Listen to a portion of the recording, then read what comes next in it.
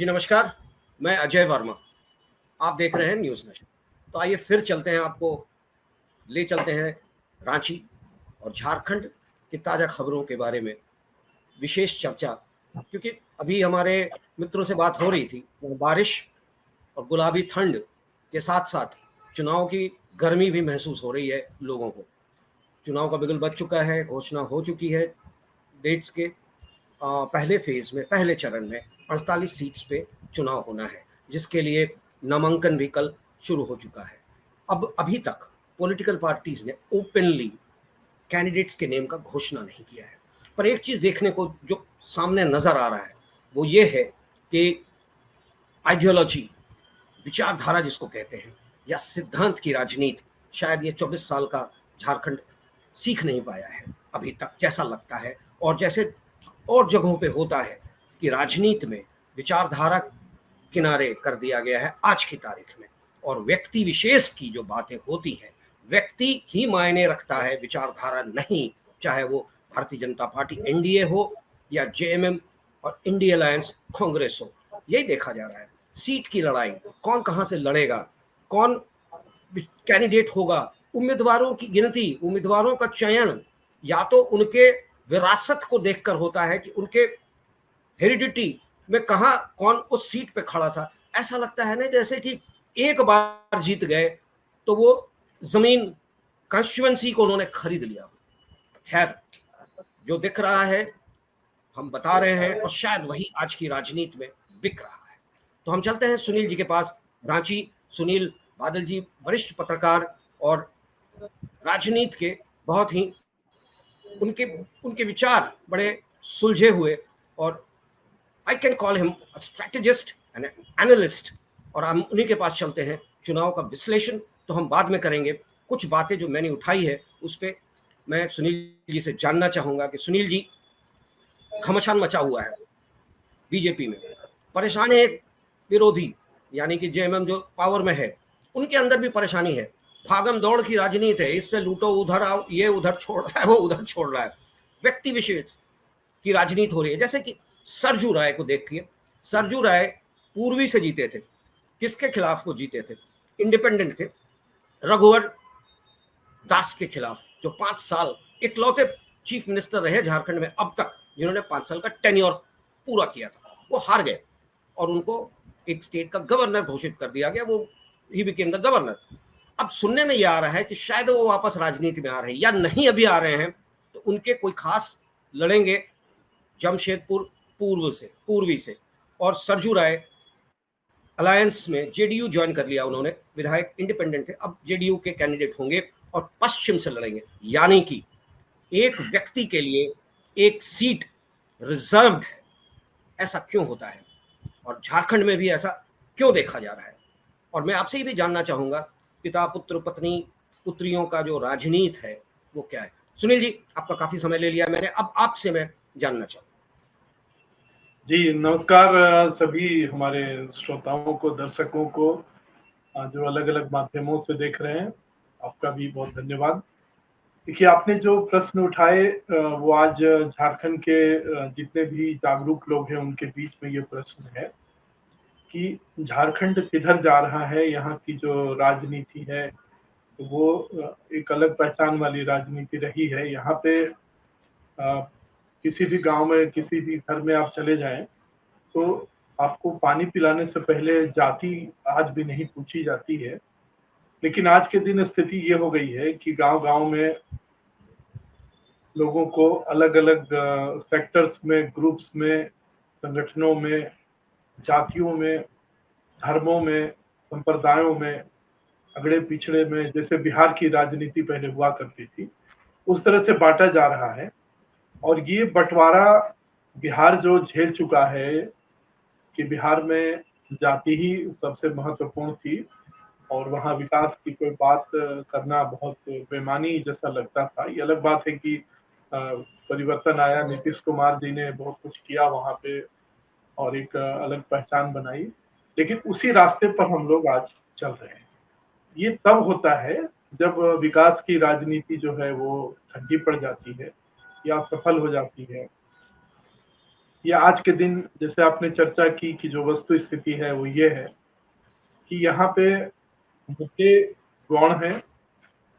जैसे पहले राजनीति होती थी कि झारखंड को आगे बढ़ाना है, लोग सवाल उठाते थे कि यह राज्य अ, एक ऐसे राज्य के अधीन है जहाँ पर प्राथमिकता उनकी इसको उपनिवेश की तरह लूटने की या लाभ कमाने की है। इस तरह के आरोप यहाँ जो मुखर लोग थे, जो राजनेता थे वो उठाते थे। आज वो लगभग सारे लोग माननीय बने हुए हैं और जो यहाँ की जनता थी उसकी आर्थिक स्थिति थोड़ी-सी अच्छी ज़रूर हुई है। कारण ये है कि केंद्र सरकार भी पैसे पंप कर रही है और राज्य में भ्रष्टाचार के बाद भी पैसे बहुत आए हैं। लेकिन नुकसान ये हो रहा है कि आप देखें तो यहाँ के अधिकांश खेत आज खाली पड़े हुए हैं, जो कृषि प्रधान राज्य है। आज भी अधिकांश लोग यहाँ पर किसान हैं, जो लेटेस्ट डेटा आया है उसके मुताबिक भी यही साबित होता है। और अभी जो चुनाव आयोग ने कहा कि झारखंड में आज भी 5,000 कुछ जो है वो क्षेत्र जो बूथ है वो शहरी क्षेत्र में है, बाकी अधिकांश जो है वो ग्रामीण क्षेत्र में।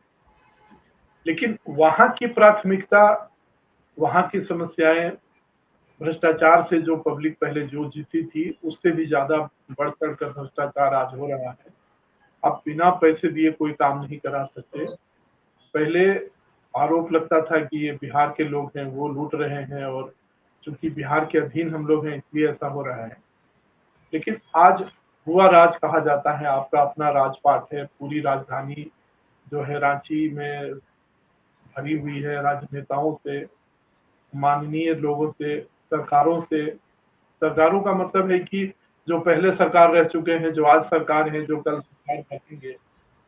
लेकिन मोटे तौर पर झारखंड जो है, जो यहाँ के लोग हैं, उनका विकास अगर कहें तो नहीं हुआ। अब उसका मापदंड अगर मेरा जो आकलन है वो ये है कि लगभग 150 से 200 करोड़ रुपए हर महीने आपको दक्षिण भारत में चले जाते हैं शिक्षा के नाम पर। जो हायर एजुकेशन के लिए लोग जाते हैं, मैनेजमेंट की पढ़ाई करने, आईटी की पढ़ाई करने, ये पुणे भी जाते हैं। और दक्षिण भारत के जो बड़े-बड़े केंद्र हैं, बैंगलोर है, चेन्नई है, कोलकाता बनते-बनते रह गया। उसकी भी मानसिकता हम ही लोग की जैसी थी कि जान देंगे, ज़मीन नहीं देंगे। इस तरह की बातें बहुत यहाँ पर एक कॉम्प्लेक्स सिचुएशन बना कर रखा गया है।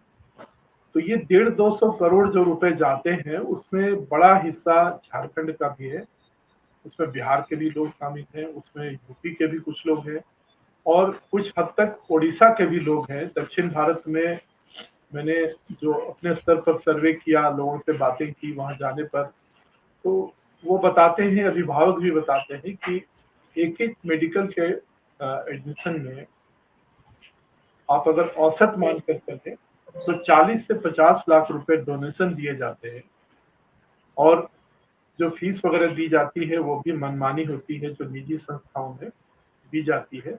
इसलिए कि सरकारी संस्थाओं में आज के दिन एडमिशन होना बहुत सारे कारणों से आसान नहीं है। उसमें एक भ्रष्टाचार भी है जिसकी चर्चा अक्सर होती रहती है कि वो प्रश्न पत्र जो है लीक हो गए या इस तरह की बातें वो लोग करते हैं। अब कहने का ये मतलब है कि जब 150-200 करोड़ रुपए में से अगर हम मान के चलें कि 70 करोड़ ही अगर औसत हर वर्ष भारत के विकास में जो जा रहा है पैसा, अब वो किन मुद्दों में जा रहा है, वो पैसे कहाँ से आ रहे हैं।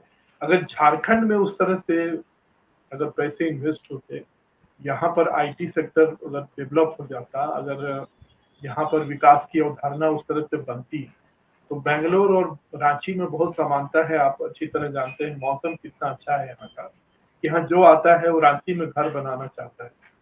लेकिन आज के दिन बच्चे जो पढ़ने के लिए जाते हैं, जिनकी मैंने चर्चा की, वो वापस लौटकर नहीं आते। उनको लगने लगता है कि ये गाँव देहात से भी बदतर है, अब तो बिजली थोड़ी सुधरी है। लेकिन आज भी एक शहरी माहौल में जिस तरह का इंफ्रास्ट्रक्चर, जिस तरह की सुविधाएँ, जिस तरह का भविष्य होना चाहिए, नौकरी तो बिल्कुल ही नहीं है। आईटी सेक्टर में बहुत संभावना यहाँ पर थी, बहुत कुछ हो सकता था। हज़ारों लोगों को रोज़गार बैंगलोर देते-देते आज के दिन जैसे एक दिन टाइम्स ऑफ इंडिया ने एक जो कार्टून छापा था कि I am jobless, my job has been Bangalore. America में अगर ये कार्टून छपता है कि अमेरिका की नौकरी बैंगलोर वाली छीन रहे हैं, तो बैंगलोर वालों ने एक बहुत बड़ा जो है एक रोड मैप बनाया और सभी लोगों का सहयोग उसमें मिला। वहाँ पे एयरपोर्ट में मैं था, एयरपोर्ट से निकला तो टैक्सी वाले से मैंने कहा कि यहाँ तो 6 लेन बना हुआ है, फिर अभी सड़क बन रही है। हमारे यहाँ तो सड़क बनाने में बहुत समस्या होती, कोई ज़मीन देना नहीं चाहता। बोले नहीं सर, यहाँ 1 लेन बनेगा तो मैं भी तो गाँव का हूँ, मैं टैक्सी चला रहा हूँ, मैं रोज़ 10,000 रुपया कमाता हूँ। 1 दिन की उसकी आमदनी 10,000, क्योंकि वहाँ पे पैसे का महत्व जो है इस तरह से है कि आईटी सेक्टर वालों को समय की कीमत, अब कोई अमेरिका से आ रहा है, कोई इंग्लैंड से आ रहा है, उसको एयरपोर्ट से बैंगलोर शहर जाने के लिए जितना कम समय लगेगा, उतना वो पैसा दे सकता है। तो 100 से ऊपर की स्पीड में टैक्सी वो लोग चलाते हैं। रांची में अगर वो दूरी आप तय करें, तो आपको 300 रुपए में तय होगा, वहाँ पर 1000 रुपए भी लोग उसको मज़े से देते हैं। देने वाला भी खुश है और लेने वाला तो खुश है। तो वहाँ की मानसिकता ये है। अब यहाँ की मानसिकता है कि आप सड़क बनाने के लिए आए, तो वर्षों-वर्षों से डाल्टनगंज की जो पहली एनएच है, जो अभी तक कंप्लीट नहीं हुई है, 2019 से बन रही है। तो मानसिकता आप समझ सकते हैं कि क्या है। यहाँ के जो सरकार में शामिल लोग हैं, जो माननीय हैं, जिसकी चर्चा मैंने की कि बिहार के ज़माने में वो वहाँ की राजनीति देख चुके हैं, सीख चुके हैं।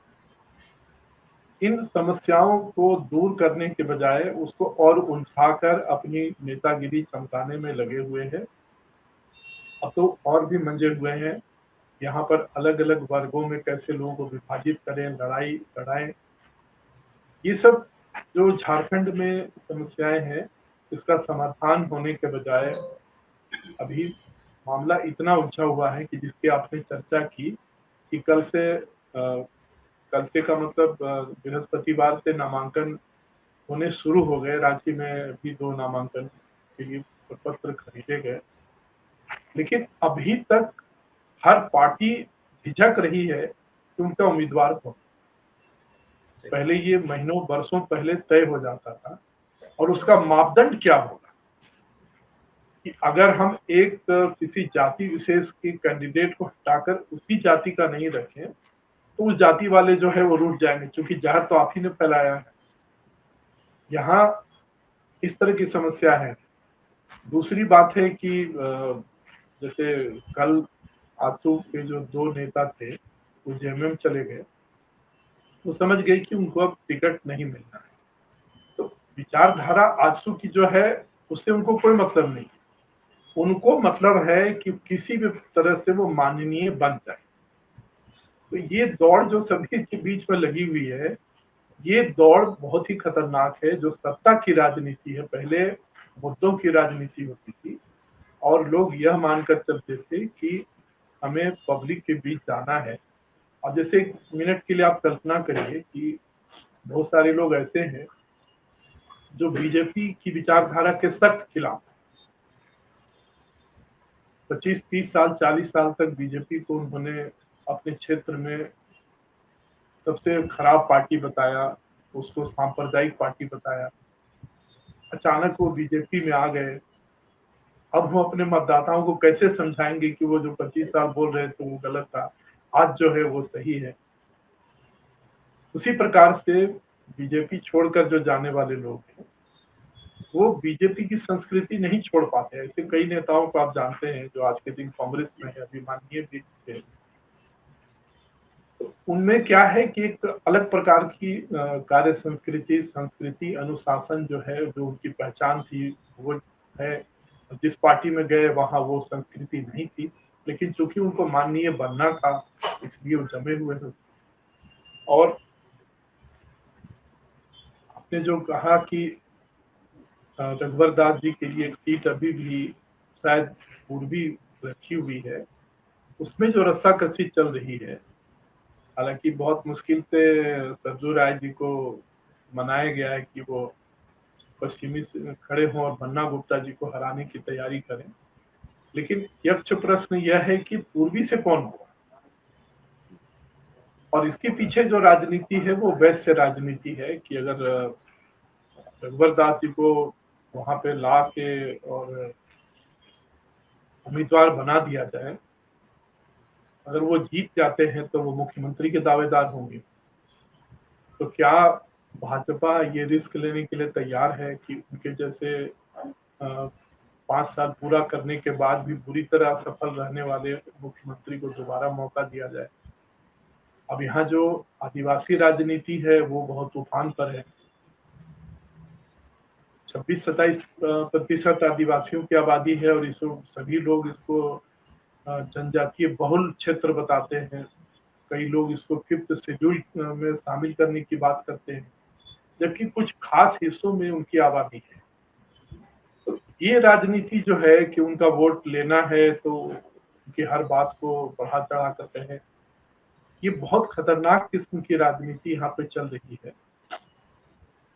दूसरी बात जो है एक खास विचारधारा के लोग हैं, वो भाजपा अगर विकास की राजनीति की बात करती है, मुद्दों की बात करती है, ईमानदारी की बात करती है, तो उसको काउंटर किया जाता है कि साहब ये तो सांप्रदायिक लोग हैं और ये अडानी अंबानी को बढ़ावा देते हैं। अभी भी कुछ देर पहले माननीय राहुल गांधी जी आए हुए थे, उन्होंने बहुत सारी बातें जो कही उसमें कुछ तारतम्य नहीं लग रहा था। वो टूट-फूट में कभी कुछ बोल रहे थे, कभी कुछ बोल रहे थे, लेकिन मोटे तौर पर उन्होंने मुद्दे जो उठाए वो यही थे कि आदिवासियों को उनका हक नहीं मिल रहा है और ओबीसी शब्द जो है कितना आपत्तिजनक है। आदिवासी ही असली हैं और बाकी सारे लोग नकली हैं। भाजपा उनको वनवासी क्यों बोलती है? मतलब ये सब बातें जो है जैसे उनको कहीं से दी गई हो और वो उन मुद्दों को उठा रहे हों। अब उसको आप ये मानकर चलिए कि कांग्रेस के एक शीर्ष पद में बैठा हुआ व्यक्ति, जो कांग्रेस का मुखौटा कह सकते हैं, यहाँ सारे वरिष्ठ कांग्रेसी बैठे हुए थे, जिसमें बड़े-बड़े पदों पर रह चुके सुबोध सहाय जैसे बड़े कद के राजनेता जो मंजे हुए हैं, तो उनको एक तरह से लोगों ने साइडलाइन करके रखा है। अब वहाँ पे राहुल गांधी जो है वो मोर्चा सँभाले हुए हैं। अब वो ये बातें कह रहे हैं। होना ये चाहिए था कि अ, यहाँ पर सुबोध सहाय जैसे जो बड़े कद के नेता हैं, वो क्या बोलते हैं, उनको यहाँ के मुद्दों की समझ है। अगर वो आलोचना करते बीजेपी की तो शायद बीजेपी को बहुत सारे प्रश्न ऐसे पूछ देते, जिनका जवाब देना उनके लिए आसान नहीं था। लेकिन राहुल गांधी ने कहा कि वो यहाँ की जो शिक्षा पद्धति है उसके ऊपर है। अब आप जानते हैं कि वो उनकी शिक्षा दीक्षा कहाँ पे हुई है। तो इस तरह की बातें जो रटी-रटाई बातें होती हैं, मैंने उनका उदाहरण इसलिए दिया कि मैं उनका कोई विरोधी आलोचक नहीं हूँ, लेकिन मैं एक समालोचना कर रहा हूँ कि यहाँ इसी तरह से होता है। अब अभी भाजपा जो यहाँ पर अ, जो पड़ोसी जो है मध्य प्रदेश के पहले मुख्यमंत्री थे शिवराज सिंह चौहान, उनको यहाँ पर लाकर उनसे बहुत बातें मुखर होकर कहला रही हैं। अ, असम के जो मुख्यमंत्री हैं वो जो सह प्रभारी है हेमंता बिस्वा शर्मा, वो यहाँ के बहुत सारे मुद्दों को उठा रहे हैं। लेकिन लोग सवाल ये भी उठा रहे हैं कि बाबूलाल मरांडी को प्रोजेक्ट क्यों नहीं किया जा रहा है? हालाँकि कभी बाबूलाल मरांडी, कभी अर्जुन मुंडा दिखाई पड़ते हैं मंचों पर उनके साथ, वो बैठे हुए रहते हैं। और रघुवर दास जी एक त्रिकोण जो है वो बना रहे हैं कि उनको भी बनाने का प्रयास हो रहा है कि कहीं वैश्य जो वोटर छिड़क हैं ना जाए। उनको भड़काऊ ना। तो इस तरह से जाति, संगठन और हमारा आदमी, हमारा विधायक और हमारी विरासत ये प्रमुख है। झारखंड के बारे में कोई नहीं बोल रहा है। यहाँ तक कि आप देखेंगे कि जो चुनावी घोषणा पत्र है, उसमें यहाँ जो मानव व्यापार होता है, मानव व्यापार का जो ह्यूमन ट्रैफिकिंग है, उसका सबसे बड़ा केंद्र झारखंड रहा है, अभी भी समाप्त नहीं हुआ। क्योंकि धरपकड़ होती है, कुछ दिनों तक मामला शांत हो जाता है। लेकिन बहुत बड़ी संख्या में जो लड़कियाँ जाती हैं, वो कहाँ गईं, वो क्या कर रही हैं और उनको रोकने का क्या प्रयास होता है, रेलवे स्टेशन में रोका जाता है, उनको कभी-कभी हवाई अड्डे पर भी रोका गया है। इसमें जो लोग लगे हुए हैं, जो एनजीओ वगैरह हैं, तो उनसे मैंने पूछा, कुछ सरकारों से भी पूछा, सरकारों से इसलिए कि जो बड़े अधिकारी हैं, मैंने उनसे भी एक दो बार पूछा कि आप रोकने में तो बहुत आगे प्रयास करते हैं, उनको रोका जाए और कहा जाए कि साहब हम नहीं जाने देंगे। लेकिन कभी आपने ये जानने का प्रयास किया कि यहाँ जो सदियों से पलायन हो रहा है, या आप यहाँ से रोकेंगे तो चोरी से वो ट्रेन पकड़ लेंगे, वो जाकर मुरी से ट्रेन पकड़ लेंगे, आप कैसे उनको रोक पाएँगे? और अगर आप रोकते भी हैं, तो उनको वैकल्पिक रोज़गार आप क्या दे पा रहे हैं? क्यों जाते हैं वो? कोई भी अपना राज्य, अपना घर छोड़कर बाहर क्यों जाता है? तो उसका जवाब देते हैं कि नहीं-नहीं हम तो मनरेगा चला रहे हैं। मनरेगा मतलब 100 दिन रोज़गार की गारंटी वाला जो है वो कार्यक्रम, उसको ये लोग योजना नहीं बताते हैं। सरकारी जो तंत्र है, उसको योजना नहीं बता के उसको बोलते हैं कि ये कानून है, कि 100 दिन का रोज़गार नहीं मिलेगा तो जो संबंधित अधिकारी है उसको दंडित किया जाए। ये जब से नरेगा से मनरेगा बना, ये बने हुए 20 साल हो गए। अभी तक किसी अधिकारी को ना सज़ा दी गई है, ना पॉइंट आउट किया गया है कि इसने 100 दिन का रोज़गार नहीं दिलाया। और वस्तु स्थिति ये है कि कागज़ों में, रिकॉर्ड में मानव दिवस जो सृजित होता है कि मतलब इतने लोगों को रोज़गार दिया गया, जोड़ा गया और वो अधिकांश काम जो हमारे पास रिपोर्ट्स आती हैं, वो ये है। उनको बुलडोज़र जैसी जेसीबी मशीनें लगाकर वो काम मिट्टी का कराया जाता है और जॉब कार्ड खोल के और उसमें फर्जीवाड़ा किया जाता है। उसमें बड़े-बड़े लोग फँसे, जिसमें आईएएस अधिकारी पूजा सिंघल भी जो है, जब वो उनकी की डीसी थी उस समय, उनके ऊपर भी आरोप लगा कि 100-100 करोड़ रुपए की हेरा-फेरी की। उसी प्रकार जो पूर्व मंत्री थे एनोस एक्का, उन पर भी आरोप लगे थे। अभी भी वो सत्ता से बाहर हैं, अपने बेटे-बेटियों को आगे कर रहे हैं। तो बहुत प्रयास करके वो जो चाह रहे हैं कि वो फिर से रिकवर करें, सारी चीज़ें आ जाएँ सामने। लेकिन यही लोग हैं जो पकड़े गए। लेकिन जो पकड़े नहीं गए, तो क्या मनरेगा में घोटाला खत्म हो गया? क्या मानव दिवस सृजित हो रहा है? अभी लगभग 79 दिनों की हड़ताल चली मनरेगा वालों की, सारी योजनाएँ बंद रहीं। अब अभी उनको इलेक्शन का टाइम है, तो कहा जा रहा है कि उनको जो भी उनके हड़ताल अवधि की जो मतलब मानदेय वगैरह जो उनको दिया जाता है, वो दिया जाएगा। लेकिन उनकी माँग पूरी नहीं हुई, जबकि उनका कहना है कि हम लोग के साथ लिखित समझौता हुआ था, लेकिन उसमें क्लॉज़ लगा दिया गया कि ये कैबिनेट से अप्रूव होगा तभी। लेकिन उसमें सबसे बड़ी बात ये है कि 79 दिनों तक अगर योजनाएँ रुकी हुई थी, तो 79 दिन का मतलब हुआ कि 3 महीने के लगभग, 2 महीने से ऊपर 2.5 महीने के लगभग। उसमें पलामू के बारे में हम लोग को ये जानकारी है कि वहाँ मनरेगा की योजनाएँ शुरू भी नहीं। अब पेड़-पौधे लगाने हैं, तो आप जाड़े के दिन में तो पेड़-पौधे लगा नहीं सकते। तो वो योजना करोड़ों की फ्लॉप होने जा रही है। तो जो बेरोज़गारी को रोकने वाली योजना थी, वो इस सरकार में या यहाँ के अधिकारियों की वो प्रायोरिटी नहीं थी, प्राथमिकता में नहीं थी कि उससे रोज़गार दिलवाया जाए या रोज़गार इससे दिवस सृजित होंगे। यहाँ है कि आप पिछली सरकार में थे और आपने बहुत पैसा कमाया, तो अब मुझे भी अवसर दीजिए। और आप पिछली सरकार में माननीय थे, तो इस बार हमें जो है माननीय बनने दीजिए। तो हर कोई इस होड़ में मचाव में लगा हुआ है कि वो सरकारी पद मिल जाए, सरकारी नौकरी मिल जाए या माननीय बनने का अवसर मिल जाए, ताकि रुतबा भी बढ़े और पैसे जो यहाँ है सुनील जी कमाए जा यहाँ सुनील जी सकें। मैं आपसे हाँ, सुनील जी मैं आपसे एक बात हाँ, जानना चाहूँगा। जो स्थिति हाँ, आपने जिस स्थिति की बात कही है आपने, जिस स्थिति से आज की तारीख में झारखंड गुज़र रहा है, उसके लिए हम मुख्य तौर पे किसको जिम्मेवार ठहरा सकते हैं? राजनीतिक पार्टियों को, जिनको कि अभी देखा जा रहा है कैसे कैंडिडेट्स व्यक्ति विशेष को ही खुश करने के लिए कैंडिडेट बनाते हैं। दूसरा, राजनेता जो जीत कर आते हैं, जिनका सिर्फ एक ध्येय होता है किसी तरह से सत्ता में रहो, पावर एंड मनी। या फिर हम जैसे वोटर्स जो ये मान के चलते हैं कि हमारा वोट है, देना है, ऑप्शंस नहीं है, चलो देकर एक काम खत्म करें। ये इसके लिए हम किसको जिम्मेदार माने आज की तारीख में?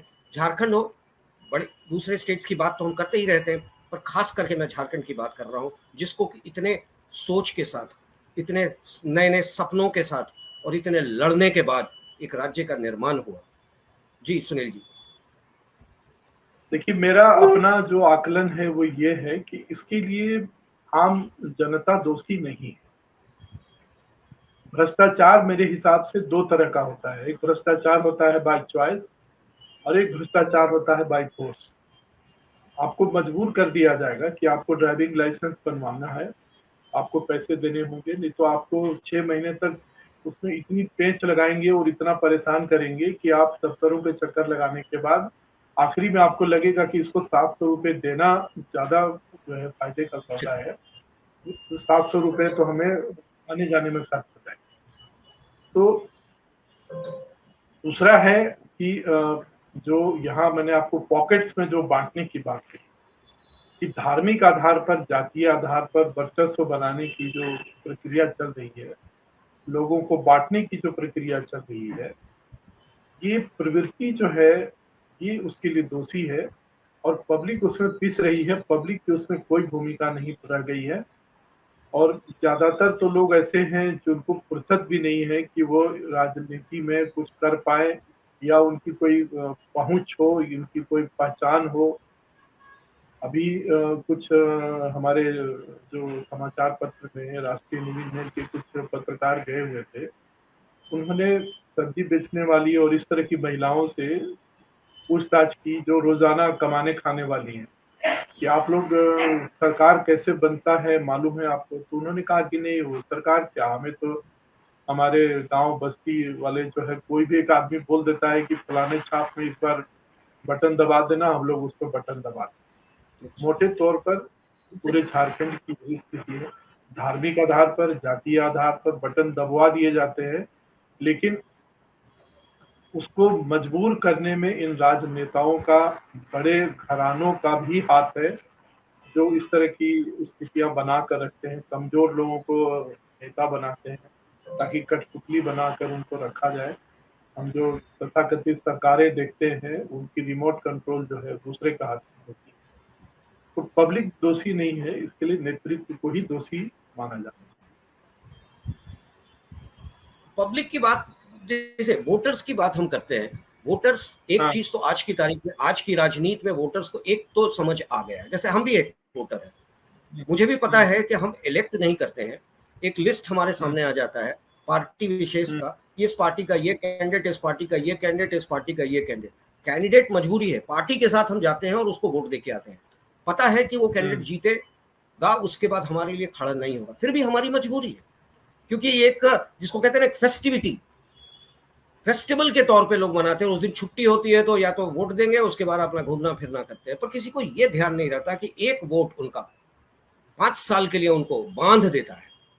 ये समझ या तो जानबूझ के उनसे रोका जाता है, उनको ये समझने नहीं दिया जाता है, या हमारी गलती है कि हम समझ नहीं पाते। जी सुनील जी, इस पे आप क्या देखिए, कहेंगे? इसमें ग्राउंड ग्राउंड रियलिटी जो मैंने अपने अनुभव से देखा है कि यहाँ पे शहरी क्षेत्र में जो लोग हैं ना, वो वोट देने से विमुख हो जाते हैं। रांची शहर में ही सबसे कम वोटिंग होती है।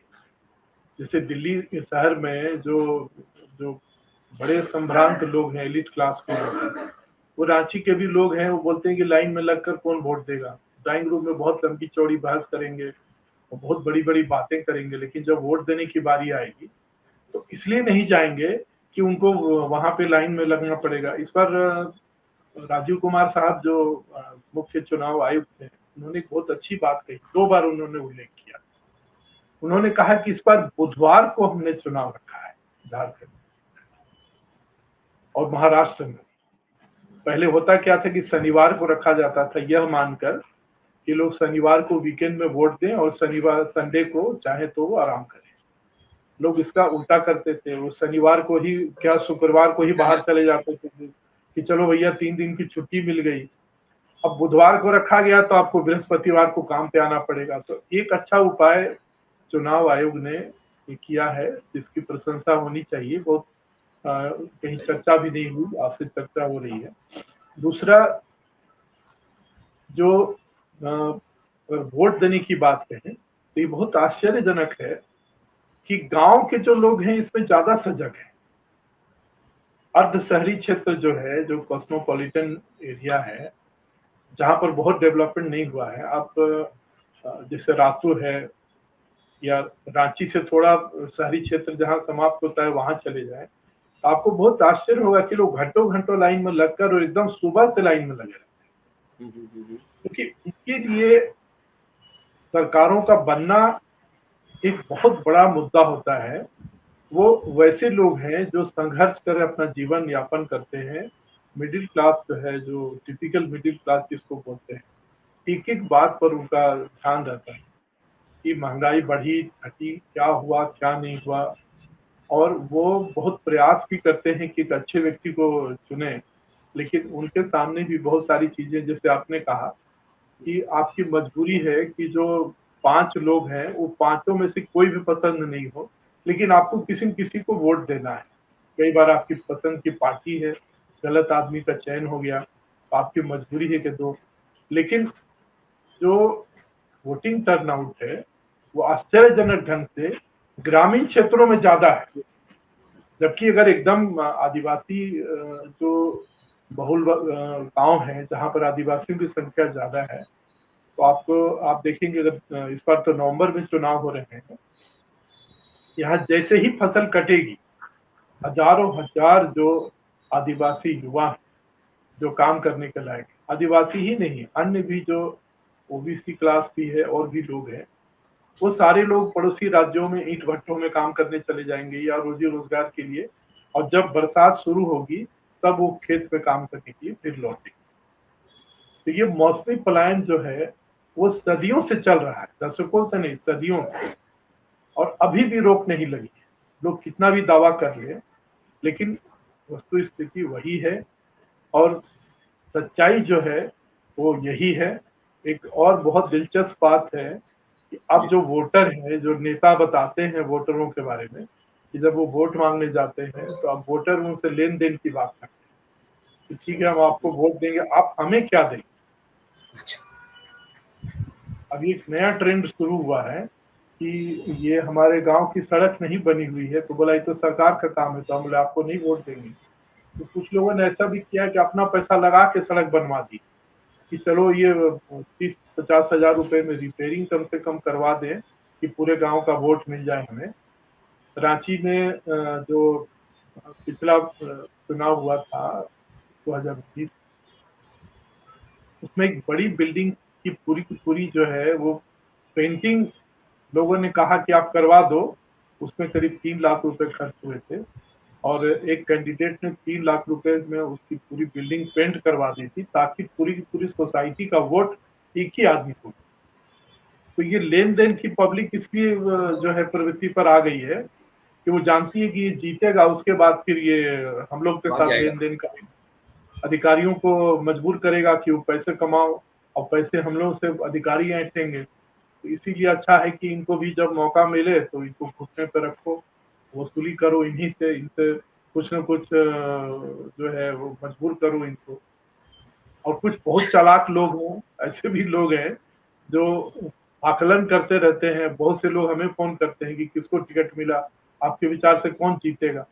आपको जानकर बहुत आश्चर्य होगा कि बहुत चालाक लोग क्या करते हैं कि सभी पार्टियों के लोगों के पास में जाते हैं और कहते हैं हम आपके साथ हैं, ताकि जो भी जीत जाए उनसे बाद में कोई काम कराना पड़े तो पीआर उनका जो है उनसे बढ़िया बना पाए।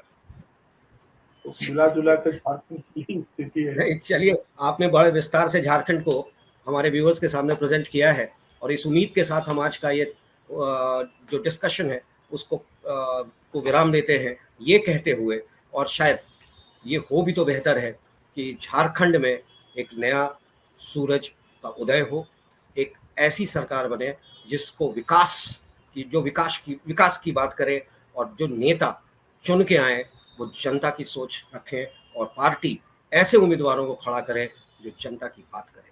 जी धन्यवाद, बहुत अच्छा लगा आपसे बात करके सुनील जी।